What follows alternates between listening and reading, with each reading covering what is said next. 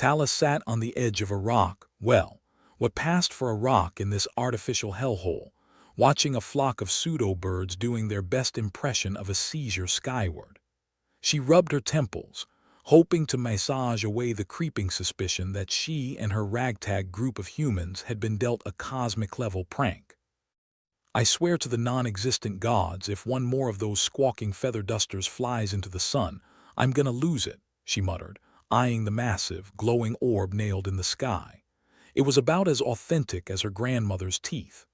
Jax, lounging nearby with an air of someone who'd given up caring several existential crises ago, let out a dry laugh. Yeah, well, at least they tried to give us a sky. Beats staring at a metal ceiling, right? Does it though? Tala shot back. I'd almost prefer the honesty of a good, old-fashioned iron box. This, she waved a hand at the landscape, this is just insulting. The moon, or whatever the hell they were supposed to believe it was, had all the charm of a cheap sci-fi set. Trees too green, rocks too round, and a river that babbled unnervingly like it was being fed lines by an alien director. Maybe they think we're too stupid to notice, mused Grieve, the group's resident tinkerer and pessimist. He was sprawled in the grass, poking at it like it might bite. Or maybe they just don't care. After all, who needs authenticity when you've got spectacle? Spectacle my ass, Tala grumbled. I'm half expecting a laugh track to kick in next. A shadow fell across them, blocking the artificial sunlight. It was Lyra, their self-appointed guardian of optimism. She was practically vibrating with suppressed energy, like a puppy who'd just discovered fetch. Hey guys, maybe it's not so bad. I mean, look at this place. It's like a vacation, right? Jax snorted. Sure, if your idea of a vacation is being kidnapped and tossed into a cosmic ant farm. Oh, come on, Lyra persisted. It's not all doom and gloom. Maybe they're studying us, learning our habits. Like a nature documentary, but with more existential dread. As long as they don't start narrating, Tala replied. I'd prefer not to hear what Sir Squishy Tentacle thinks about my mating habits. They all laughed, a dry, brittle sound that echoed off the fake cliffs. It was this kind of gallows humor that kept them sane. That, and the occasional desperate hope that they weren't completely doomed. So what's the plan, fearless leader? Jax asked, tilting his head to look at Tala, his face a mask of practiced nonchalance. You gonna lead us in a daring escape, or are we just gonna keep roasting marshmallows over our own delusions? Tala sighed, her fingers drumming against her leg as she considered their options, what few there were. We need more information. If we're gonna break out of this zoo, we need to know what we're up against. Easier said than done, Grieve said, flicking a stray blade of synthetic grass. They've thought of everything, cameras, drones, those freaky animal hybrids. Yeah, well, everyone screws up eventually, Tala said with a shrug. Even omnipotent space bastards. The group settled into a momentary silence, each lost in thoughts of their own. It was the kind of heavy, palpable quiet that suggested 1,000 unspoken fears.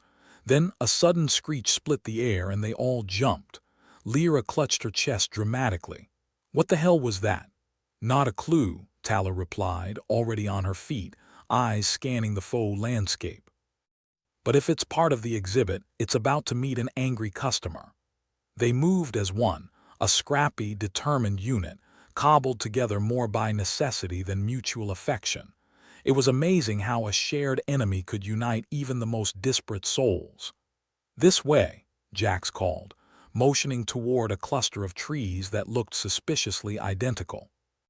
As they crept forward, Tala couldn't help but think of how absurdly mundane it all looked, like a theme park ride version of the great outdoors. The screeching continued, a high-pitched wail that seemed to pierce the very fabric of their nerves. It was like nails on a cosmic chalkboard. Grieve, ever the pessimist, muttered, "We're gonna get eaten by whatever the hell that is. I can feel it in my bones." "Then I hope it chokes," Tala shot back, trying to keep her voice light. "I hear humans a tough meat to swallow." As they approached the source of the noise, the scenery shifted from comically pristine to unsettlingly chaotic. Trees were toppled, the ground scorched in patches, and there was an acrid, burnt smell hanging in the air. "Looks like something had a tantrum," Lyra observed, kicking at a piece of charred debris. "Or maybe something escaped," Jack suggested, his eyes narrowing as he surveyed the scene. "And if it did, maybe we can too." The thought was as tempting as it was terrifying. Tala nodded slowly. "It's worth a shot. We need to know more about this place, and if that means poking the bear, or whatever unholy monstrosity they're keeping here, then so be it." "Great," Grieve sighed, resigned. "Just when I thought today couldn't get any worse." "Oh, it can always get worse," Tala replied, grimly amused. "But maybe, just maybe, we'll get lucky for once." With that, they steeled themselves and plunged into the unknown, driven by equal parts desperation and defiance. They were humans, after all, foolhardy, stubborn, and always ready to bite the hand that feeds if it dared to cage them. As they moved deeper into the simulated wilderness, the sense of being watched intensified. It was a prickling, annoying sensation, like an itch you couldn't quite reach. "I swear if these aliens are watching, I hope they're enjoying the show," Jack said with a wry grin. "Oh, they're watching," Tala replied, scanning the trees for any sign of surveillance. "But let's give him something to really talk about." They rounded a bend in the path, and what they saw stopped them cold. A massive, shimmering barrier loomed before them, stretching high into the artificial sky. It hummed with an energy that was both alien and eerily familiar. "Well, that's new," Lyra said, eyes wide. "Looks like the end of the line," Grieve muttered, ever the pessimist.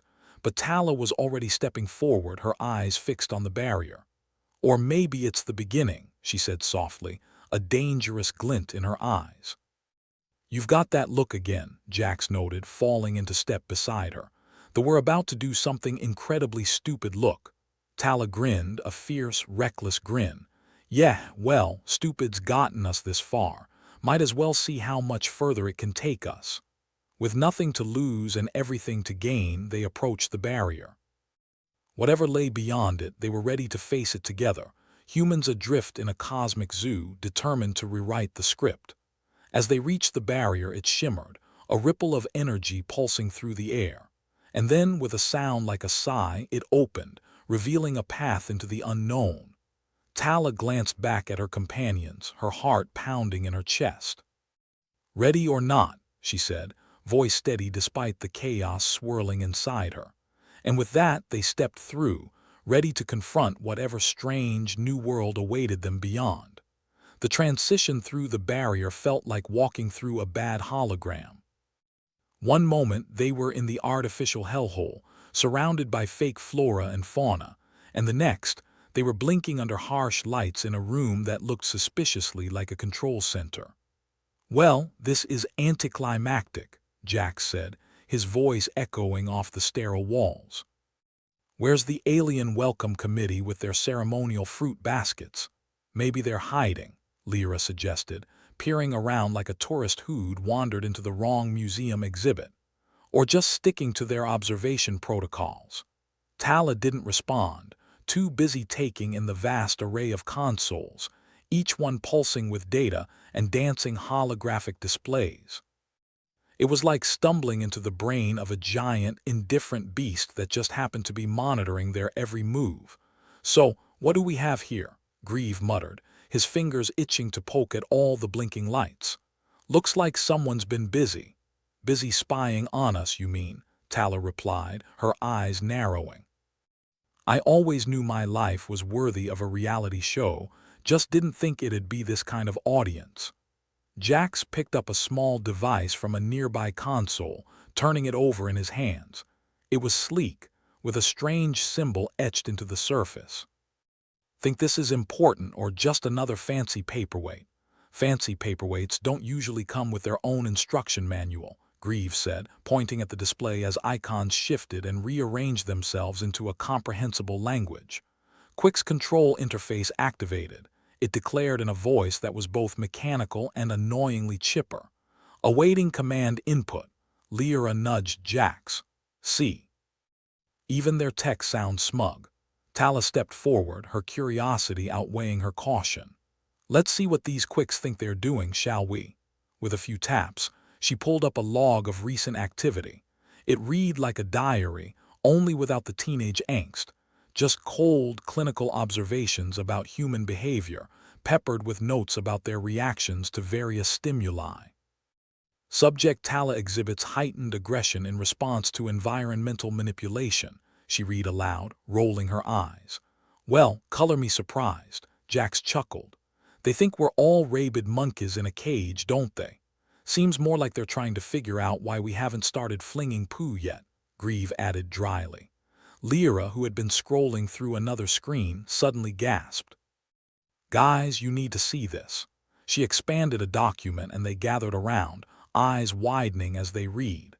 The Quicks feared humans, not because of their military strength, intelligence, or any other typical reason you'd expect a superior alien race to quake in their metaphorical boots. No, it was their emotions that scared them. Their ability to feel deeply, to rage and love with equal intensity. Well, that's a twist, Jack said, scratching his head.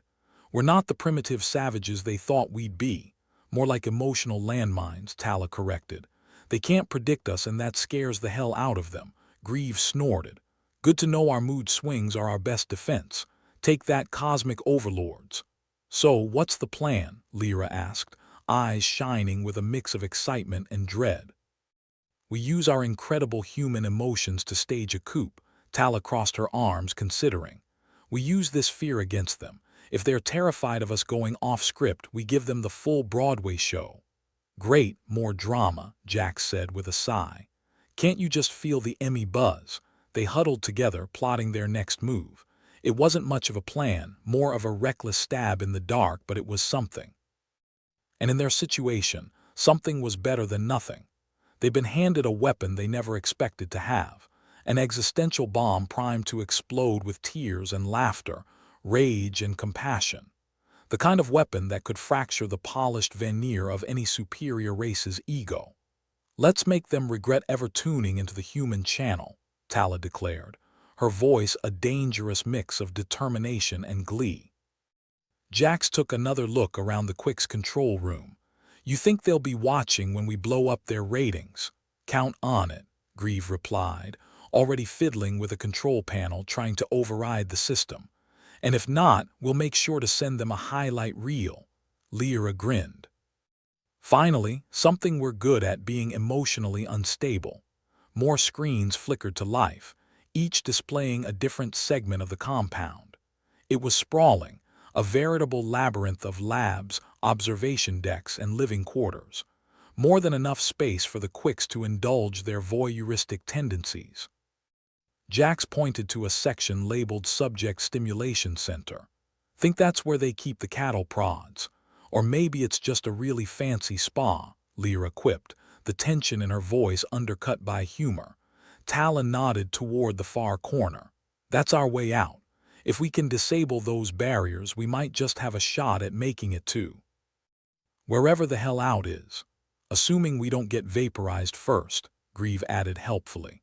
They worked quickly, fingers flying over controls, trying to decipher the Quicks' language of symbols and sounds. It was like playing an incredibly high-stakes game of charades.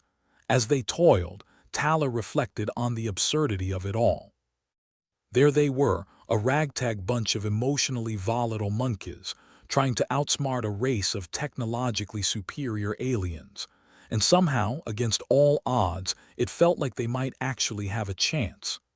Hey, I think I got it, Grieve announced after what felt like an eternity. Good, Tala replied, a fierce grin spreading across her face. Let's show these aliens just how unpredictable we can be. With a final keystroke, the room shuddered and the barrier shimmered, no longer the impenetrable wall it once was. It was time to put on a show. Jax gave Tala a mock salute. Lead the way, fearless leader. She took a deep breath, her heart pounding with a mix of fear and anticipation. Let's go give these Quicks something to really worry about. They moved quickly, each step echoing through the corridors as they sought out their alien captors, ready to confront them with the full force of humanity's chaotic heart. As they rounded a corner, they came face to face with their first Quicks. It was taller than they'd expected, all glistening tentacles and smooth, featureless skin that seemed to shift color with its mood. Right now it was a rather unflattering shade of panic. "Well, aren't you a sight for sore eyes?" Jax said, his voice dripping with sarcasm.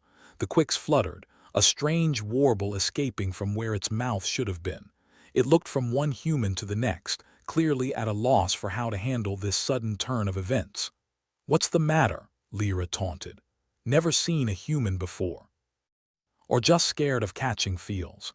Tala stepped forward, meeting the alien's gaze, or at least where she assumed its gaze would be. "We know you're afraid of us, afraid of what we can do, and you should be." The quicks twitched, its colors cycling rapidly through a spectrum of emotions that would put a mood ring to shame. "See, we might be unpredictable, but that just makes us dangerous," Tala continued, her voice calm and steady. "And right now, that unpredictability is gonna be your worst nightmare." The alien recoiled, tentacles flailing in what could only be described as an interstellar hissy fit. "And scene," Greaves said, clapping his hands together. "Give us a call if you need an encore." They left the quicks quivering in their wake, adrenaline driving them forward as they made their way through the maze of corridors and control rooms. Each encounter with the aliens played out the same: astonishment, fear, and a hurried retreat. The humans were like a force of nature, a hurricane of raw, unchecked emotion sweeping through the sterile halls of their captors. For the first time in what felt like forever, they had the upper hand. It was exhilarating, terrifying, and oddly satisfying all at once. As they approached what they hoped was the final barrier, a section labeled Quick Central Command, they paused, gathering their courage for the final act. "Ready to bring down the house?" Tala asked, glancing at her companions. Jax smirked, his eyes alight with mischief. "Let's give them a finale they won't forget." With a collective breath, they stormed the command center, ready to face whatever lay beyond and determined to make their captors finally understand the true power of humanity. "Surprise!" Tala announced as they burst into the room, arms wide as if presenting a prize on a game show. Except this wasn't a game, and the only prize was their freedom. The quicks within looked different, an air of authority about them as they faced the humans' unexpected rebellion. But there was no denying the flicker of fear that rippled through their ranks. "We're done playing by your rules," Tala declared, her voice ringing with conviction. "You wanted to understand us. Well, here we are. All our glorious inconsistency, all our emotions you can't predict." One of the quicks stepped forward, its form quivering like jelly on a fault line. It spoke, the translation coming through a nearby console. "Why do you resist? We mean you no harm." "Really, you mean us no harm?" Jax laughed, the sound harsh and incredulous. "That why you've been watching us like lab rats?" "Because we're such fascinating dinner guests." Lyra rolled her eyes. "Please, your little science project here is about as harmless as sticking your head in a lion's mouth." Tala took a step forward, eyes locked on the lead quicks. "You may have built this artificial world, this cage to study us, but you forgot one thing. You can't cage what you don't understand." The quicks consulted among themselves, the room filled with the soft hum of their alien communication. It was clear they were at a loss, faced with a threat they couldn't quantify or control. Finally, the lead quick spoke again, the translation weary, almost resigned. "What do you propose?" Tala exchanged a look with her companions, the unspoken understanding among them as strong as steel. "Let us go. Release us and we'll leave in peace. We'll even send a postcard," Jax added with a grin. "Wish you were here and all that." There was a tense pause, the room filled with the anticipation of a million possibilities. And then slowly the quicks nodded, their colors shifting to a muted, resigned hue. "Very well," the lead quick said. "You will be released." Tala nodded, relief flooding her veins like a cool breeze on a sweltering day. "Good choice. For both our sakes." As the barriers fell and the path to freedom opened before them, the humans turned their backs on the quicks, ready to leave behind the artificial hellhole and reclaim their place in the universe. "Guess we weren't such a great reality show after all," Jax mused as they made their way toward the exit. Or maybe we were too real, Lyra replied, her voice tinged with a mix of triumph and sadness. Grieve chuckled, shaking his head. Either way, I'd say we won. Tala led the way, her heart lighter than it had been in a long time. They were battered, bruised, and forever changed, but they were still standing, still human. And in the end, that was their greatest strength. As they made their way through the newly opened path, the illusion of victory shimmered only briefly before being ripped apart like a cheap curtain. They hadn't gone more than a dozen steps when the walls shifted, and the floor beneath them felt like it was about to up and walk away. "Oh great," Jax muttered, glancing around as the corridor morphed into an entirely new configuration. The Quicks decided to play interior decorator again. "Nice of them to keep things fresh," Lyra added, her sarcasm as sharp as a thruster blade. "Wouldn't want to get too comfortable, right?" Tala scowled at the shifting architecture. "It's like being trapped inside a kaleidoscope from hell. At least it's not a reality TV show anymore," Grieve noted, his fingers twitching like they desperately wanted to dismantle something. "Now it's an obstacle course. Great improvement," Jack snorted. "I'll take my chances with alien real estate over alien producers any day. Less chance of spontaneous musical numbers." They pushed forward, sticking close together as the corridor led them on a dizzying journey through the bowels of the compound. The walls were an unsettling blur of colors and lights, the kind of ambience that would have made a lesser human puke their guts out after 5 minutes. But these weren't lesser humans. This ragtag bunch had seen things that would make most people wish for a merciful end. So they trudged on, eyes peeled for the next inevitable snag in their escape plan. "Who knew the Quicks were so fond of labyrinths?" Grieve said, his voice tinged with an engineer's curiosity rather than fear. "Wonder if they have a minotaur lurking somewhere around here." "Hope not," Lyra replied dryly. "I left my ball of string back home." After what felt like an eternity of wrong turns and dead ends, they stumbled into a room they'd never seen before.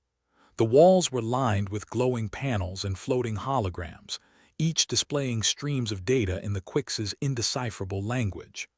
"Looks like we found the nerve center," Tala said, her eyes scanning the room for anything useful. "This might be our chance to get the upper hand again." Jax rolled his eyes. "Because that worked out so well last time." "Hey, third time's the charm, right?" Grieve replied, already making a beeline for the nearest console. "Not if those walls keep moving like they are auditioning for Cirque du Soleil," Lyra said, keeping one eye on the entrance, just in case the Quicks decided to drop by for a surprise visit. Grieve quickly got to work, his hands dancing over the controls with the kind of dexterity that suggested he spent far too much time in front of a keyboard. The rest of them waited, the tension in the air thick enough to cut with a plasma blade. "Okay, so here's the deal," Grieve said after a few minutes of intense concentration. "This place is basically one big puzzle box and the Quicks have all the cheat codes." "Which means?" Tala prompted, her patience stretching thin. "Which means they've got the walls, floors, and probably the air ducts set to change configuration whenever they want," Grieve explained. "But the good news is, I think I can lock down the current setup for a while. Give us a chance to plan our next move without the whole place turning into a disco rave." "Just what I always wanted," Jax muttered. "A chance to plan my own demise in peace." Grieve's fingers flew over the controls, inputting commands with the kind of speed that spoke more to desperation than confidence. A few tense moments later, the room gave a slight shudder, and the walls stopped their unsettling dance. "There," Grieve said, a note of triumph in his voice. "That should keep the place stable for a bit. Now we just have to figure out our next move before the Quicks notice," Tala said, her mind already racing with possibilities. "Maybe we can find a way to exploit their vulnerabilities," Lyra suggested, her sharp eyes scanning the room for anything that might give them an edge. "Some kind of system flaw they haven't accounted for. Or we could just bribe them with reality TV contracts," Jax offered. "Bet they don't have enough drama in their lives." "Yeah, because we really want to give them more reasons to keep us around," Tala replied, rolling her eyes. As they brainstormed, Grieve continued to poke around the system, looking for any weaknesses or hidden exploits that might tip the balance in their favor. Meanwhile, Tala paced the room, her mind a whirlwind of ideas and half-formed plans. The problem with the Quicks, she mused, was that they were so damn efficient. Every system, every protocol, every single thing about this place was optimized beyond belief. And while that made them formidable foes, it also made them predictable. One thing humans excelled at was finding the chinks in the armor of the overconfident. "Okay, so hear me out," Tala said, stopping in her tracks as an idea crystallized in her mind. "What if we give them a problem they can't solve? Something no amount of technology or logic can fix. And how exactly do we pull that off?" Jax asked, eyebrow raised in skepticism. "By throwing a wrench in their perfection," Tala replied, her eyes glinting with a spark of mischief. "We've got chaos on our side, let's use it." Grieve looked intrigued. "You mean like a virus, something to mess with their systems?" "Exactly," Tala said, her excitement building. "But not just any virus. We need something unpredictable, something that exploits their obsession with order and perfection." Lyra grinned. "Sounds like a plan, but where do we get something like that?" "Leave that to me," Grieve said, a wicked smile spreading across his face. "I'll cook up something special." As Grieve got to work, Tala, Jax, and Lyra kept watch, their nerves on edge as they waited for the inevitable backlash. The Quicks may have been caught off guard once, but they wouldn't fall for the same trick twice. They needed to be ready for whatever came next. It wasn't long before Grieve's concoction was ready, a digital cocktail designed to sow chaos in the Quicks' pristine systems. If it worked, it would be the equivalent of letting loose a horde of toddlers in a porcelain shop. "Here goes nothing," Grieve said, uploading the virus with a flourish. "Let's see how they like a taste of human ingenuity." The effect was almost immediate. Alarms blared, lights flickered, and the once orderly streams of data on the screens descended into a chaotic mess. It was as if the entire system was having a nervous breakdown. "Wow," Jax said, a hint of admiration in his voice. "I think you gave them a stroke." "Good," Tala replied, her lips curving into a satisfied smile. "Now let's get moving before they recover." As they navigated the now chaotic compound, the atmosphere was charged with adrenaline. Every step felt like a victory, every corner turned a testament to their unpredictability. "Think they'll realize what hit them?" Lyra asked, her tone light despite the danger. "I'm betting they'll be too busy putting out fires to worry about us," Grieve replied, his confidence bolstered by their small win. But the Quicks were nothing if not persistent. It didn't take long before they regrouped, their systems stabilizing faster than any of them had anticipated. The humans had bought themselves some time, but not as much as they'd hoped. "Looks like they're catching up," Jax said, glancing at the nearest screen where order was slowly being restored. "Guess they don't stay frazzled for long." "Then we need to move faster," Tala said, determination etched into her features. "We can't let them regain control." The group picked up the pace, navigating the corridors with a newfound urgency. The compound was a maze of possibilities, each turn a potential trap or salvation. But they didn't have the luxury of hesitation, not if they wanted to make it out in one piece. As they pushed forward, it became clear that the Quicks had upped the ante. Security drones zipped through the corridors, their presence a stark reminder of the stakes. The humans had become a thorn in their side, and they clearly intended to pluck it out with extreme prejudice. "Guess they didn't like our little surprise," Lyra noted, ducking behind a bulkhead as a drone zipped by. "How rude," Jax said, his voice dripping with mock indignation. "And here we went through all that trouble to make it just for them." "Focus, people," Tala said, her eyes scanning the corridor for their next move. "We need to stay ahead of them." Easier said than done. The Quicks' technology was impressive, their coordination seamless. For every maneuver the humans made, the alien response was swift and calculated. But the humans had one advantage the Quicks couldn't quantify: desperation. It was desperation that fueled their resolve.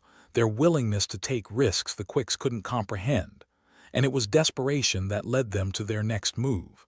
"We need to split up," Tala decided, her voice firm. "It's the only way we'll manage to outmaneuver them." Grieve hesitated. "Splitting up means less firepower if we run into trouble, which is exactly why they'll focus on the bigger group," Tala countered. "We can cover more ground if we divide their attention." "She's right," Lyra agreed. "It's risky, but it's our best shot." "Sounds like a plan," Jax said, shrugging.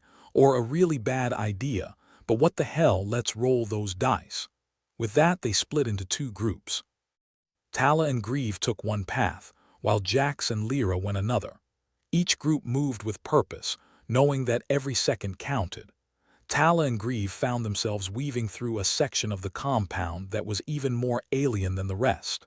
Strange machinery whirred and clanked around them, each device a mystery waiting to be solved. "Think we could use any of this stuff?"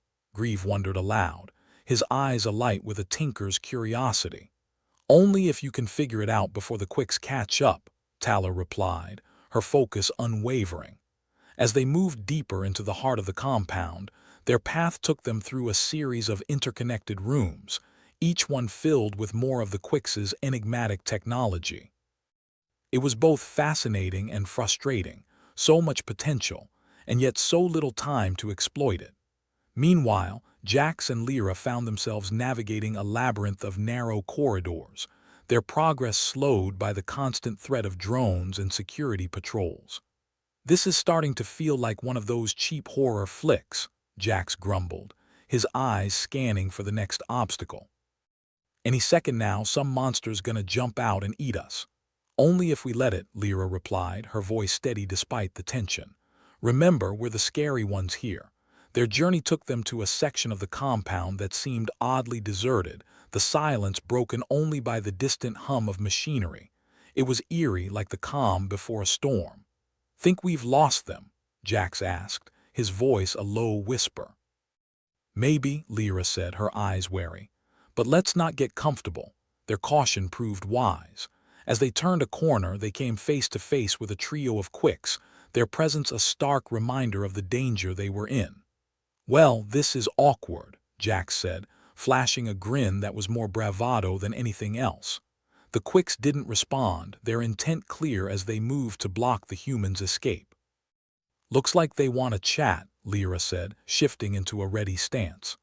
"I'm not really in the mood for conversation," Jax replied, crouching slightly as he prepared for a fight. The standoff was tense, each side waiting for the other to make a move. But the humans had already made their decision. There was no going back now. With a nod, Jax and Lyra launched themselves at the aliens, their movements a fluid dance of survival. The Quicks were formidable, their coordination a testament to their training. But the humans fought with the kind of grit that couldn't be taught. It was a battle of wills, each side pushing the other to their limits. And yet, despite the odds, the humans held their ground. They were tired, battered, but they refused to give in. Back in the depths of the compound, Tala and Grieve pressed on, their path taking them ever closer to their goal. The Quicks were relentless, their pursuit a constant shadow over their every move. But the humans were determined, their resolve unshaken. As the two groups moved through the labyrinthine corridors, their separate journeys led them inexorably toward a final confrontation. Each step brought them closer to the heart of the Quicks' stronghold, and with it, the promise of freedom. They had come so far, endured so the atmosphere in the compound was tense enough to snap like cheap plastic. Tala squinted at the corridor ahead, her scowl aimed at the shifting walls that seemed to have a mind of their own. "I swear, if these walls decide to play musical chairs one more time, I'm going to lose my mind," she muttered, sidestepping a panel that threatened to swallow her foot. Grieve, tinkering with a device that looked like it was cobbled together from alien cereal boxes, chuckled. "At least you know they'll change the tune." "Keeps things interesting." "Interesting isn't the word I'd use," Tala replied, stepping over a wire that had sprung from the floor. "I prefer unnecessarily complicated." "You say potato, I say let's not get mashed," Grieve retorted, his eyes never leaving the device. "Speaking of which, I've got an idea that just might mess with these Quix's heads." "Can't wait to hear it," Tala said, glancing back to see if Jax and Lyra were keeping up. Meanwhile, Jax was eyeing the ever-shifting corridor with a mixture of amusement and exasperation. "I swear this place has more mood swings than a teenager on a sugar high," he commented, ducking under a low-hanging pipe. "Maybe we should prescribe it something," Lyra quipped, sidestepping a drone that whizzed past with all the urgency of a caffeinated wasp. "You know, something to even out the hormones." Jax grinned, adjusting his grip on his laser pistol. "Or a lobotomy. I hear that's pretty effective." The group regrouped in a small alcove that seemed mercifully stable for the moment. Tala's eyes darted around, searching for the next move. "All right, listen up," she said, drawing everyone's attention. "The Quicks are on high alert, meaning it's time to get creative. We need to exploit something they don't understand. Like our stunning personalities," Lyra suggested, her grin sharp as a blade. "As charming as that sounds," Tala replied dryly, "I was thinking more along the lines of human compassion." Jax raised an eyebrow. "Compassion? You planning to hug them into submission?" "No," Tala said deadpan, "but we can use their fear of it. These guys are terrified of anything they can't quantify. Compassion, unpredictability. It all throws them off balance." "Interesting angle," Grieve mused, a glint in his eye. "So we make them believe we're capable of goodness. That'll really screw with their circuits. And while they're busy trying to figure out if we're a threat or a gift basket," Jax added, "we make our move." "Exactly," Tala confirmed. "Grieve, how's that chaos cocktail of yours holding up?" Grieve grinned like a kid who'd just heard Santa was real. "It's ready for round 2, might even make them a little philosophical." "Great," Tala said, her resolve firm. "Let's give them a lesson in unpredictability." With the plan set, they moved with renewed purpose. Tala led the way, her eyes scanning for opportunities to spread the chaos. Around them, the compound's lighting flickered like a disco ball on its last legs. As they progressed, their path took them into a room filled with glowing panels and floating holograms. The data streams were a garbled mess, still recovering from Grieve's first virus. Tala approached the Quick's control interface, its mechanical voice activating as they drew near. "Awaiting command input," it droned, as welcoming as a tax collector. "Hey, Grieve," Tala called over, "think you can teach this thing some manners?" Grieve cracked his knuckles with a theatrical flourish. "Step aside and watch the magic." As Grieve worked his digital sorcery, Jax kept an eye on the entrance.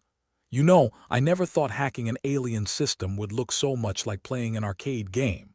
"You should see him with a joystick," Lyra added, watching Grieve's fingers dance over the controls. "It's like watching a concert pianist on drugs, or just a regular concert pianist," Jax replied, smirking. "Done," Grieve announced, stepping back from the interface. "Let's see how they handle a little emotional overload." The room's lights dimmed, the holograms swirling into patterns that were bizarrely reminiscent of hearts and smiley faces. It was like a Valentine's Day card sent straight from the Twilight Zone. "Think that'll do the trick?" Lyra asked, her expression a mix of skepticism and admiration. "If nothing else, it'll confuse the hell out of them," Grieve replied, looking satisfied. "Good," Tala said, nodding. "Now we keep moving. Jax, Lyra, you take the left route. Grieve and I will head right." "Splitting up again. Didn't we just cover this part of the horror movie?" Jax asked, feigning exasperation. "Think of it as a sequel," Tala shot back. "Now get moving." As the group split once more, the compound's atmosphere seemed to grow more oppressive, the walls closing in with every step. But the humans pressed on, their determination fueling each stride. Jax and Lyra navigated their way through another labyrinthine section, dodging the increasing number of drones that zipped by like buzzing hornets with a serious vendetta. "Gotta hand it to them," Jax said, ducking under a low beam.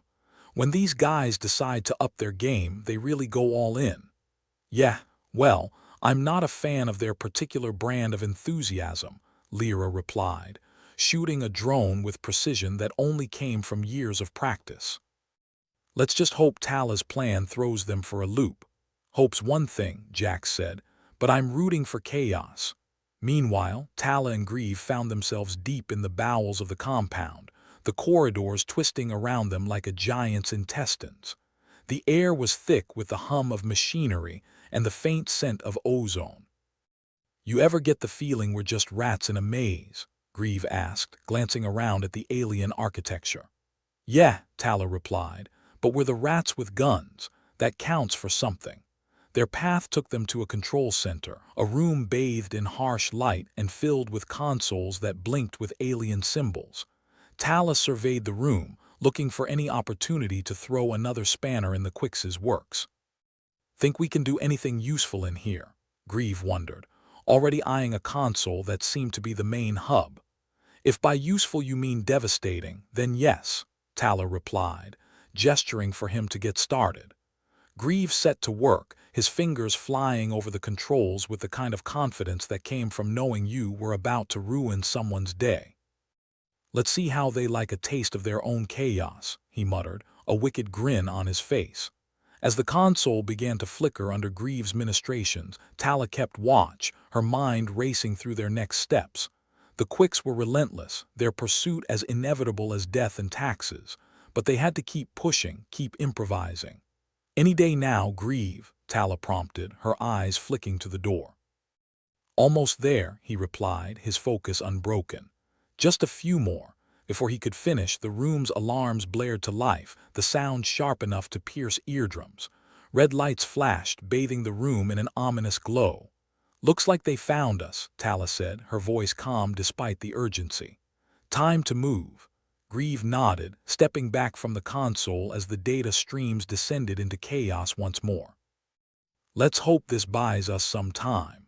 They slipped out of the control center, the corridors shifting around them like a disgruntled beast trying to shake off an itch. The compound was more alive than ever, its defenses working overtime to contain the threat. But for all their technology, the Quicks couldn't anticipate the humans' next move. They couldn't fathom the stubbornness that had brought them this far, the grit that drove them forward despite the odds. Jax and Lyra, meanwhile, had found their own way to disrupt the Quicks' operations. They'd stumbled upon a hangar, its vast expanse filled with sleek alien craft just begging to be misused. This looks promising, Jax said, eyeing the ships with an appreciative whistle. Think one of these babies could take us out for a spin? Depends, Lyra replied, her eyes scanning the hangar for any signs of life. You know how to fly one of these things, Jax shrugged. In theory, how hard can it be? Famous last words, Lyra said, rolling her eyes. But it's worth a shot. As they approached the nearest ship, the hangar door slid open with a hiss, revealing a group of Quicks that looked none too pleased about the intrusion. Looks like we've got company, Jax said, his tone light despite the danger.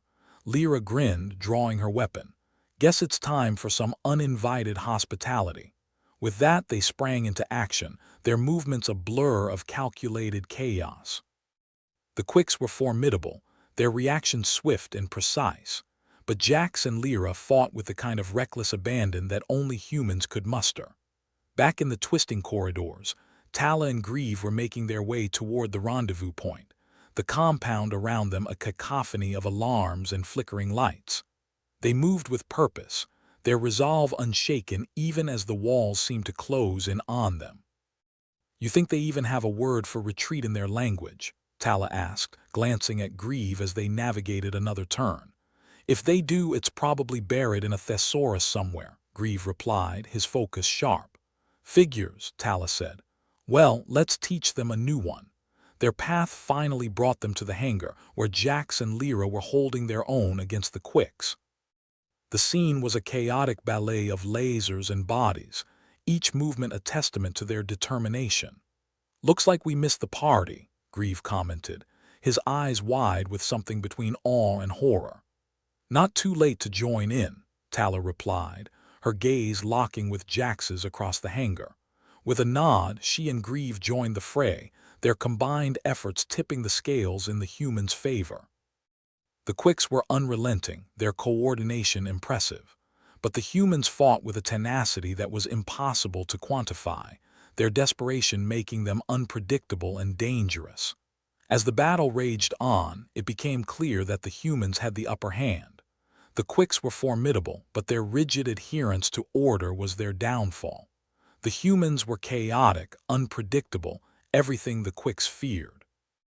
The tide began to turn and the humans found themselves in control of the hangar. The remaining Quicks retreated, regrouping for their next move.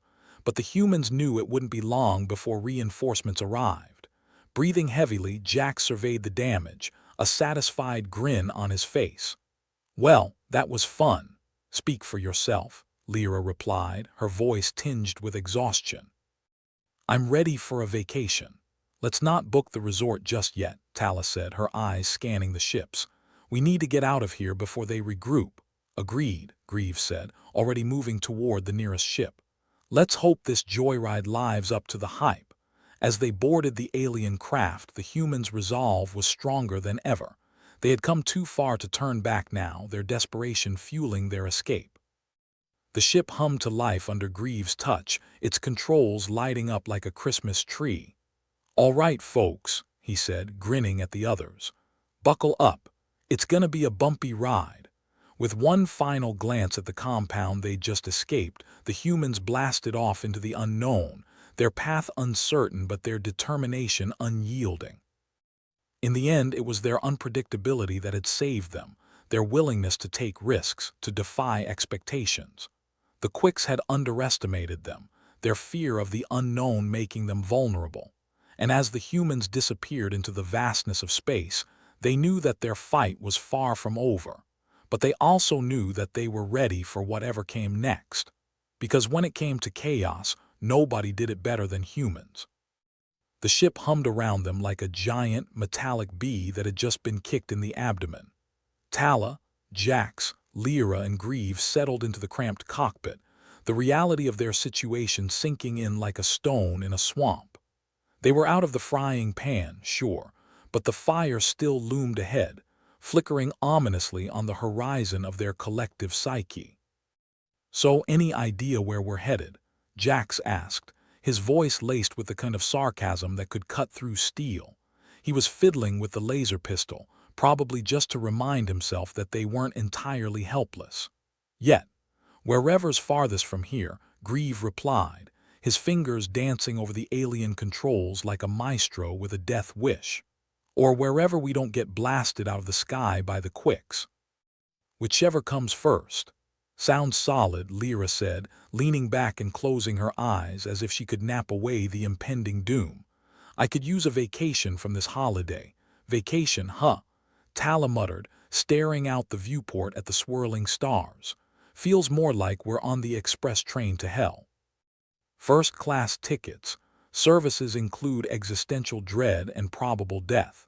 As the ship jumped to a speed that made ludicrous seem like a conservative estimate, the silence that followed was permeated by the hum of machinery and the occasional creak of metal. It was the kind of quiet that made you want to scream just to break it, a silence that pressed in as much as the endless void outside. "Anyone else's optimism need a recharge?" Greaves asked, his voice dry as a desert bone. "If I had any optimism left, I'd use it to fuel this thing," Tala replied, forcing a laugh. "But I think we burned through that a while ago." Lyra opened one eye, peering at the console. "We're not exactly on the victory lap here, are we?"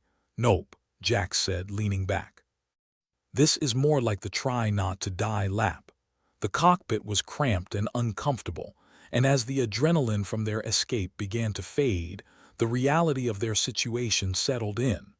They were out of the Quicks compound, sure, but now what? "Let's face it," Tala said, breaking the silence, "we're running on fumes, literally and figuratively." "We've been running on fumes since we signed up for this suicide mission," Jax added. "I thought we'd hit rock bottom when the coffee ran out." "Turns out there's always a deeper pit," Lyra said, a ghost of a smile playing at her lips. "It's like the universe's own surprise mechanic." "Just once," Greaves said, his fingers still working the controls. "I'd like a surprise that doesn't involve us getting killed." As if on cue, the ship's console beeped ominously, the sort of beep that generally preceded very bad news, like a death knell crossed with a fire alarm. "What's that?" Jax asked, eyeing the display with suspicion. "Your screwed alert. Close," Greaves said, his eyes scanning the data that had begun scrolling across the console. "Looks like the Quicks aren't done with us yet." A holographic map flickered into focus, displaying an array of bright, angry dots converging on their location.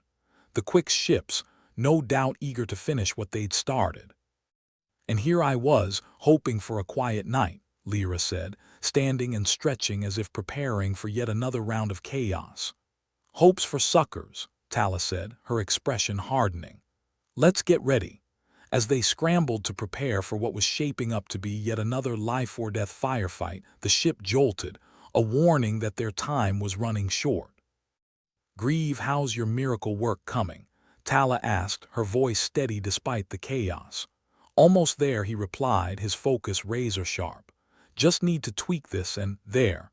The ship lurched again, but this time it was purposeful, the engines roaring with renewed vigor. They had a chance, small, but a chance nonetheless. "Hold on to something," Grieve warned. "This is going to be a wild ride." The ship shot forward, propelled by some combination of ingenuity, desperation, and sheer human stubbornness. The Quicks might have had superior numbers, but they'd yet to master the art of flying by the seat of their pants, a skill Tala and her crew had honed to perfection. Outside, space turned into a blur of light and shadow, the stars streaking by like a bad acid trip. Inside, the ship rocked and shuddered, held together by hope and duct tape. "Think they'll follow us?" Lyra asked, bracing herself against a bulkhead. "Probably," Jax said, gripping his pistol. "But let's make it as unpleasant for them as possible." As the minutes stretched into eternity, the tension ratcheted higher, the silence punctuated by the whir of machinery and the occasional curse. "They are still behind us," Grieve reported, checking the rear display. "Persistent little bastards. And I thought we were annoying," Jax quipped, his eyes on the viewport. "Maybe they've got a grudge against our charming personalities," Tala said, her mind racing as she considered their options or lack thereof. They were running out of road, so to speak, and the Quicks were relentless. The ship's console beeped again, a cheery reminder that their situation was growing even more dire. "What now?" Lyra asked, her voice resigned. "Looks like they're trying some kind of psychological attack," Grieve said, his brow furrowing as he interpreted the data. "Great. As if we didn't have enough mental damage already. What's the plan, boss?" Jax asked, looking to Tala. Tala thought for a moment, her mind a whirl of strategies and possibilities. "We keep them on their toes. Change direction, mess with their heads. We need them confused, not confident." "Hell of a plan," Lyra said, a hint of a grin tugging at her lips. "Let's see how they like it." The ship veered sharply, the sudden change in direction sending everyone swaying precariously in their seats. Outside, the stars shifted, a dizzying dance that matched the chaos inside. "Hope you're not prone to motion sickness," Grieve joked, though his hands were steady on the controls.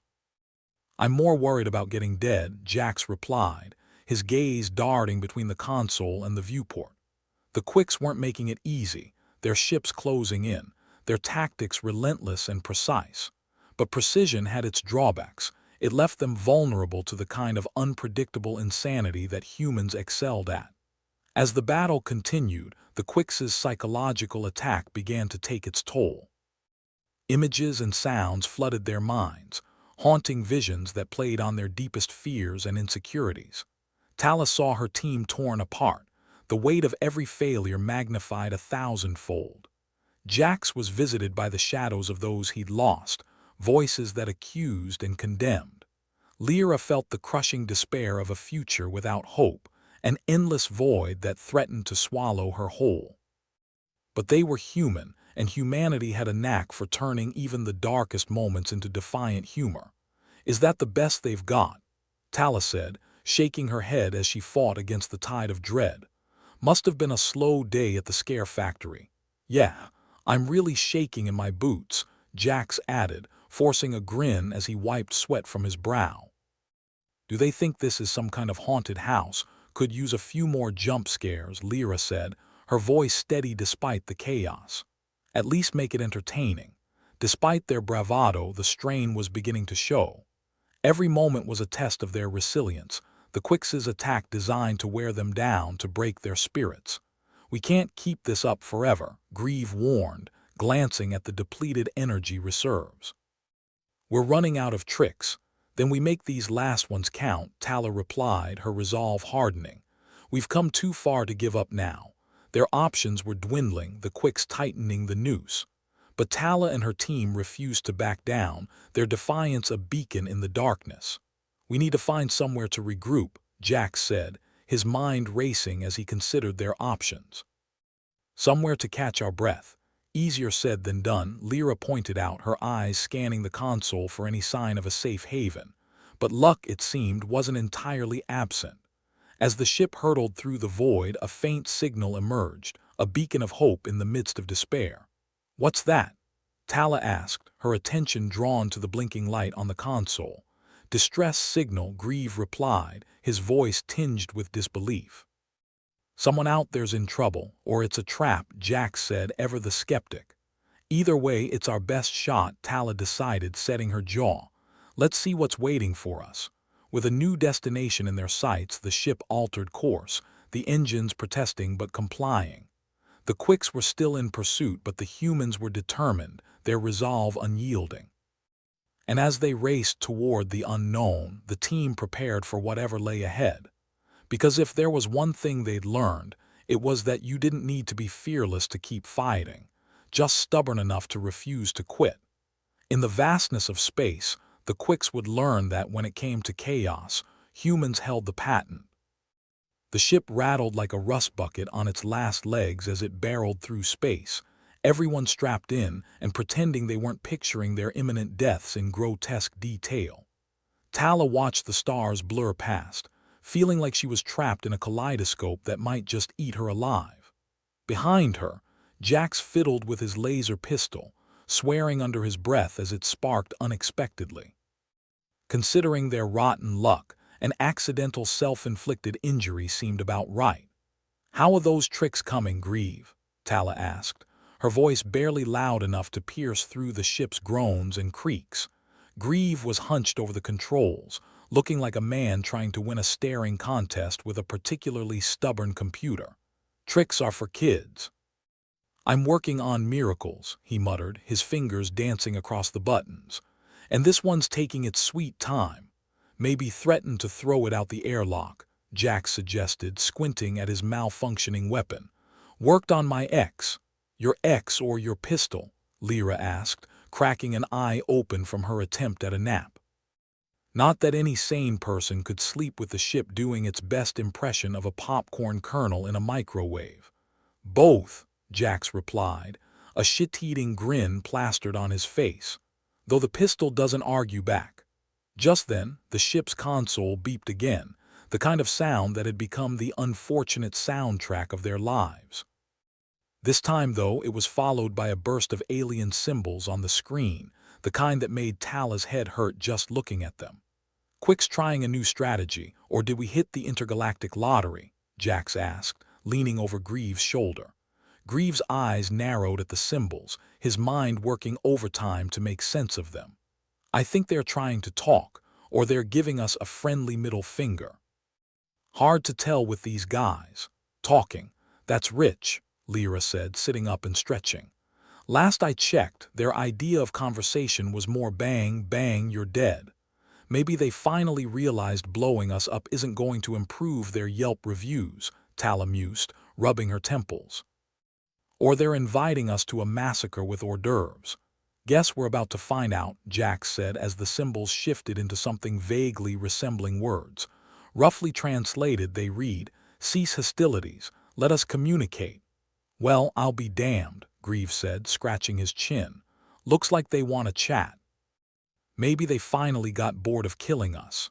Or it's a trap, Jax repeated, because if there was one thing he loved more than his laser pistol, it was reminding everyone just how screwed they really were.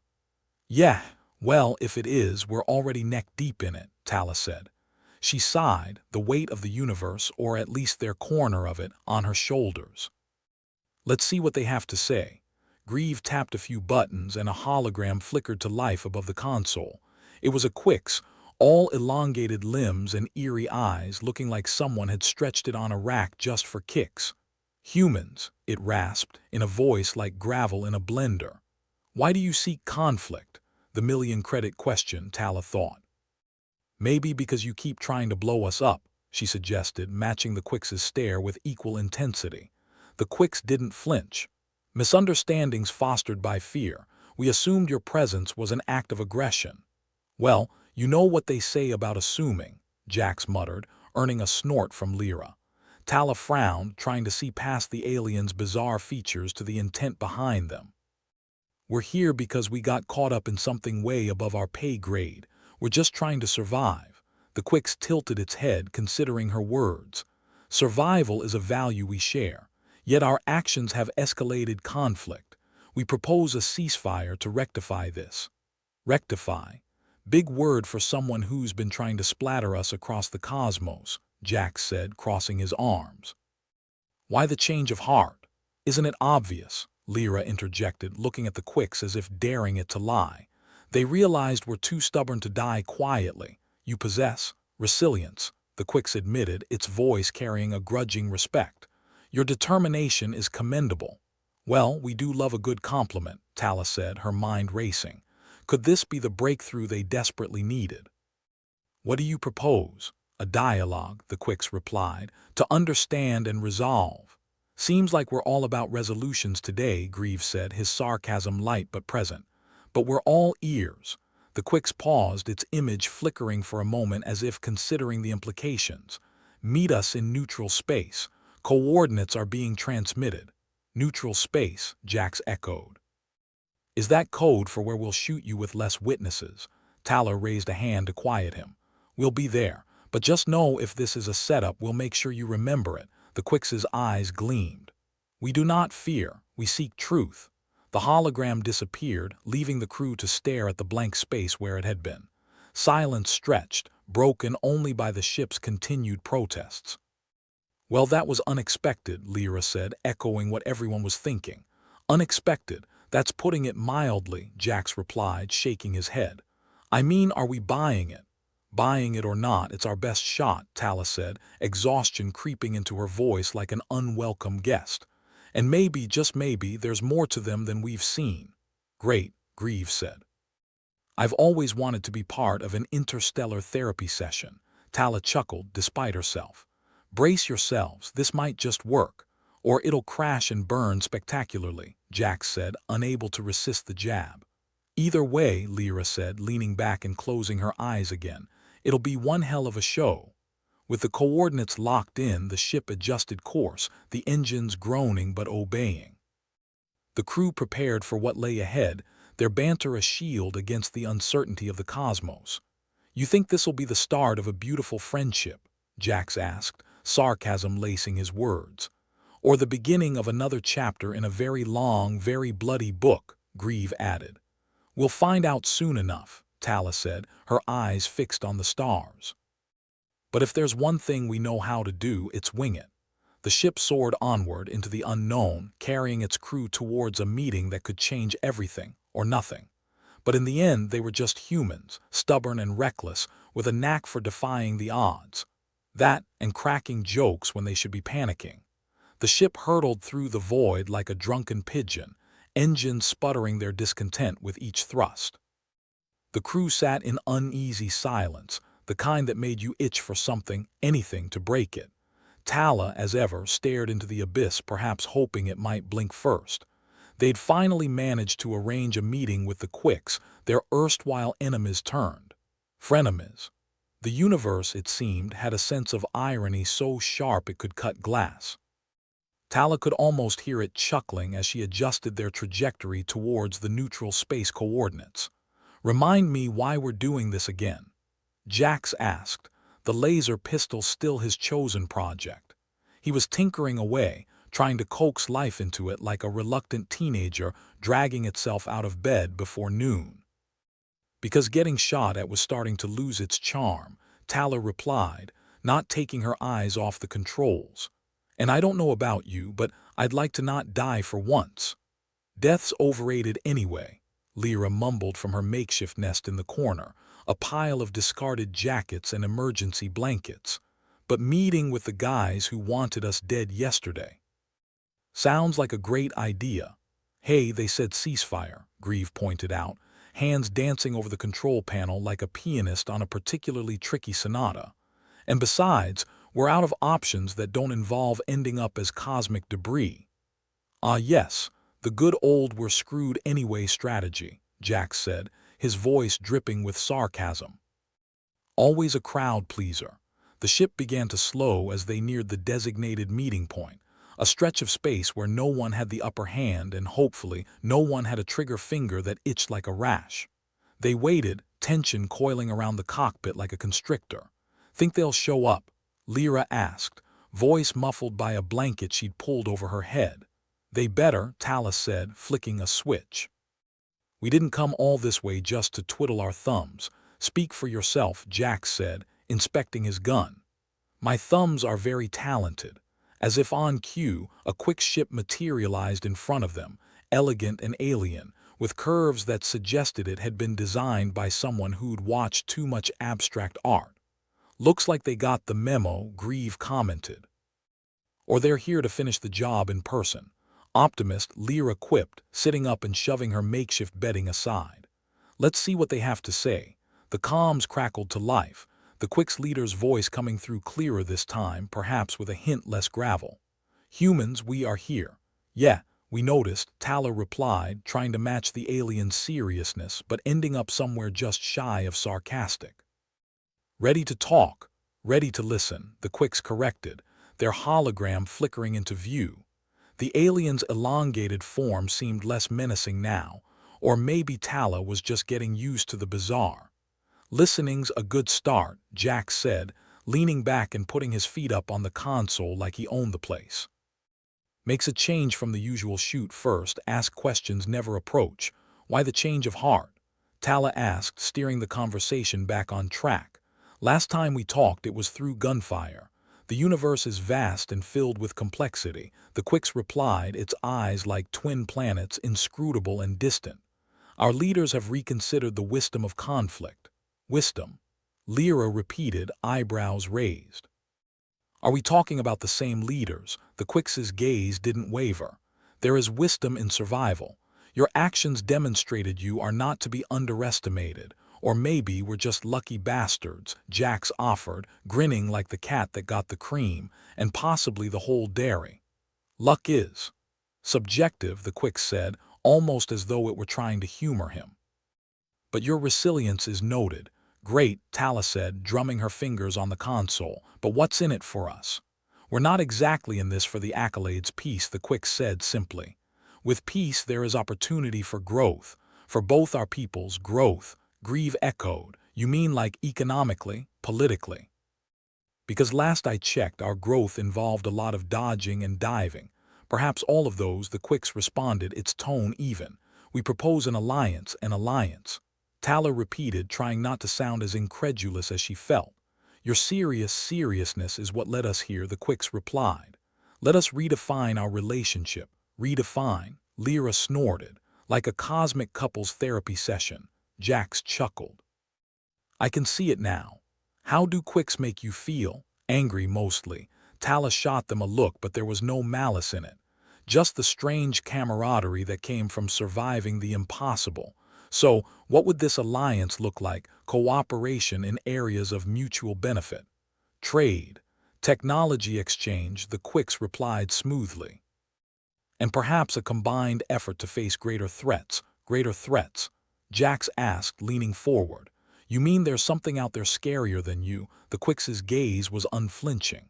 The universe is vast. That's one way to put it, Lyra said, shaking her head. So what, you're offering to play nice because the big bad wolf's coming? We offer collaboration, the Quicks corrected. Mutually assured survival sounds pragmatic, Tala admitted. But how do we know we can trust you? Trust is earned, the Quicks said, as is respect. You have earned a trial of both, so what's the catch? Grieve asked, ever the skeptic. No catch, the Quicks replied. Simply a proposal. We seek to understand, not to conquer. Well, you're off to a good start, Jax said, putting his gun away as a gesture of goodwill, or perhaps just acknowledging it wasn't much good at the moment anyway. What do you think, Tala? Tala hesitated, the weight of the decision pressing down on her like gravity itself. Here they were, at the precipice of something that could reshape everything they'd known. She looked at her crew, at the friends who'd become family in the crucible of chaos and uncertainty. And she thought, why not take a gamble on something other than survival? All right, she said, meeting the Quicks' gaze. We'll try it your way, but if you're not straight with us, this alliance ends faster than a cheap thrill. The Quicks inclined its head, a gesture that seemed almost human. Understood. We welcome this beginning. The comms cut out, leaving the crew to sit in the newfound quiet. It was a different kind of silence now, not the tense expectation of impending doom, but the hesitant, fragile quiet of new beginnings. So, Lyra said, breaking the stillness that went better than expected. Better's a relative term, Jax pointed out, stretching his arms behind his head. But hey, look at us making friends. Grieve laughed, a rare, genuine sound. Didn't see that coming. Life's full of surprises, Tala said, feeling for the first time in a long while like maybe, just maybe, things were looking up. Yeah, well, let's not get too comfortable, Jax cautioned, ever the realist. Universe likes to throw curveballs, true, Tala agreed, but there was a lightness in her voice that hadn't been there before. But I'd say we're pretty good at catching them. They settled into a more relaxed rhythm, the ship drifting through space with a sense of purpose. They'd given peace a chance, and while it might not be a sure bet, it was a chance they were willing to take. Think they'll hold up their end? Lyra asked, settling back into her nest with a yawn. Only one way to find out, Tala replied, adjusting their course back into the stars.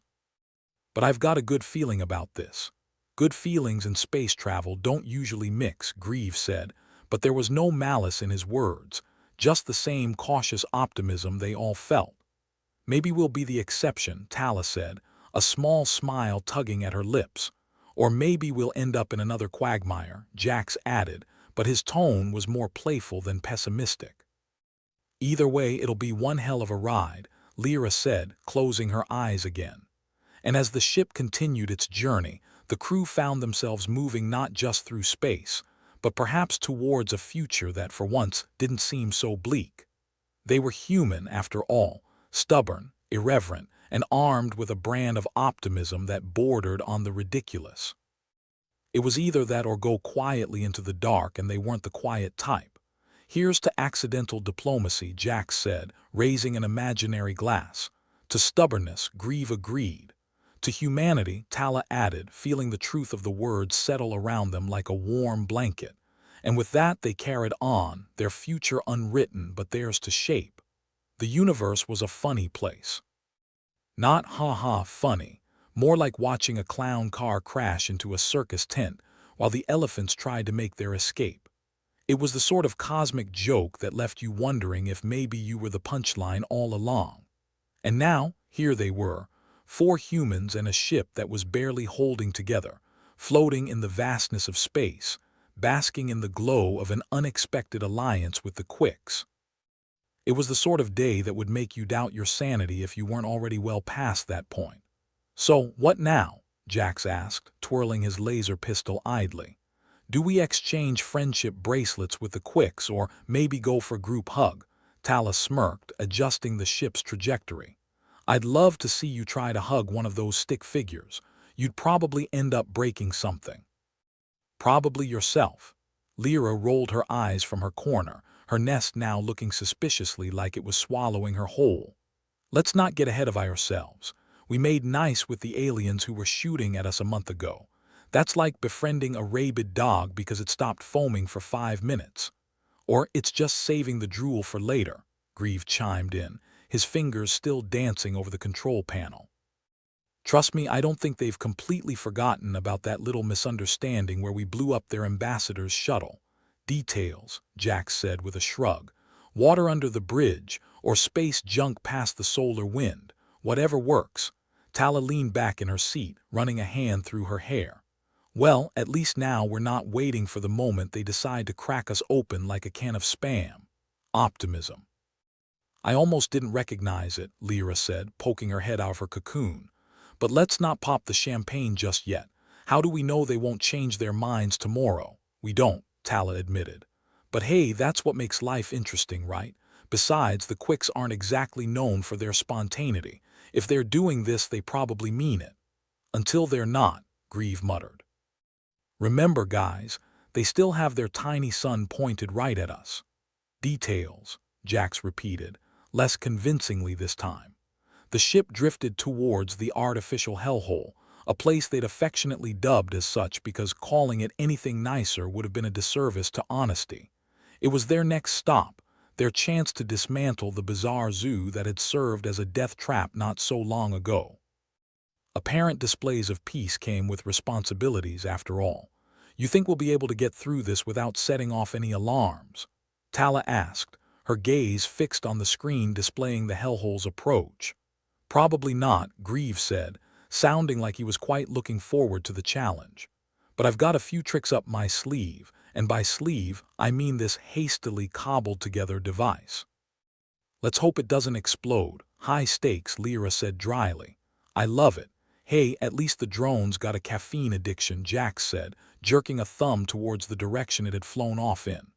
One less thing for us to worry about, until it comes back with a vengeance, Tala said, feeling the irony wrap around her like an old sweater. Okay, Grieve, do your thing. Grieve nodded, flipping a switch on his device. It hummed to life with a sound reminiscent of a cat being dragged backward through a hedge. Hold tight, this might tingle a bit. The ship shuddered as the walls of the compound loomed closer, their shifting forms a reminder that this place had been designed by someone who thought mazes were too straightforward. Tala gritted her teeth, feeling the familiar dance of adrenaline in her veins. Grieve, you got this, she asked, her voice steady in the chaos. Piece of cake, he replied, his fingers moving like lightning over the controls. Just don't expect it to be a cake you'll want to eat. The ship settled into a hover above the compound, engines whirring like a box of angry bees. They were here to dismantle the zoo, to strip away the charade of the artificial ecosystem that had almost cost them their lives. The Quicks had agreed to it as a gesture of goodwill, and Tala was eager to see if this alliance was more than just pretty words. Let's get this over with, Jax said, unbuckling his seatbelt with a flourish. I've got a date with not dying. The crew descended into the compound, the familiar kaleidoscope of corridors stretching ahead of them. It was still a disorienting mess, but at least this time they knew they weren't walking into a trap. Probably. Feels like home, Lyra said, her voice laced with sarcasm. If your home's a shifting labyrinth designed by a sadistic architect. I dunno, Jax replied. I once lived in a place with worse wallpaper. Can we focus here? Tala interjected, leading the way through the maze with the confidence of someone who'd been lost too many times before to care anymore. Grieve trailed behind, lugging his device like an oversized lunchbox filled with doom. Let's just hope the Quicks aren't having second thoughts, he said, eyeing the walls like they might sprout teeth. They made their way to the control center, the room still illuminated by the harsh, sterile light that made everyone look like they'd been dead for a week. The consoles hummed with energy, awaiting the commands that would peel back the layers of the artificial hellhole. Here goes nothing, Grieve said, plugging his device into the nearest panel. It beeped in protest, but the lights on the console flickered to life. Nice setup, Jax said, peering over Grieve's shoulder. Did you leave the instructions in Klingon or what, please? Klingon would be too easy, Grieve shot back, his fingers tapping out a rhythm that only he seemed to understand. The compound shivered, the walls beginning to shift in earnest, but this time it was controlled, deliberate. Tala watched as the fake flora and fauna began to retract, the zoo dismantling itself piece by piece. Looks like it's working, Lyra said, her voice tinged with relief. I'd almost forgotten what success felt like. Don't jinx it, Tala warned, but there was a hint of a smile on her lips. It was a strange feeling, watching something come apart and knowing it was a step towards putting things back together. The zoo's dismantling was as smooth as could be expected, which was to say it was still a chaotic mess, but at least it wasn't trying to kill them. The corridors shifted back into place, creating a pathway back to their ship. "Any last words for the place?" Jax asked, glancing back at the compound. "Yeah," Tala said, her voice firm. "Good riddance." They boarded the ship, and Tala keyed in the coordinates for their next destination. It was time to return to neutral space and see if the Quicks were as good as their word. The engines sputtered to life and the ship lifted off, leaving the artificial hellhole behind. "Here's hoping they don't shoot us out of the sky," Lyra said, settling back into her nest with the air of someone who wasn't entirely convinced they'd make it. "Always the optimist," Jax teased, though there was an edge of unease in his voice. They traveled through space, the familiar hum of the engines a comforting backdrop to the tension that cloaked the cockpit. It was the sort of silence that begged to be filled, but for once, Tala found herself content to let it be. As they approached the neutral space coordinates once more, the familiar elegance of the Quick ship materialized before them. It hovered, alien and inscrutable, like a creature from a dream that you couldn't quite remember. "Looks like they're not done with us yet," Greaves said, a note of satisfaction in his voice.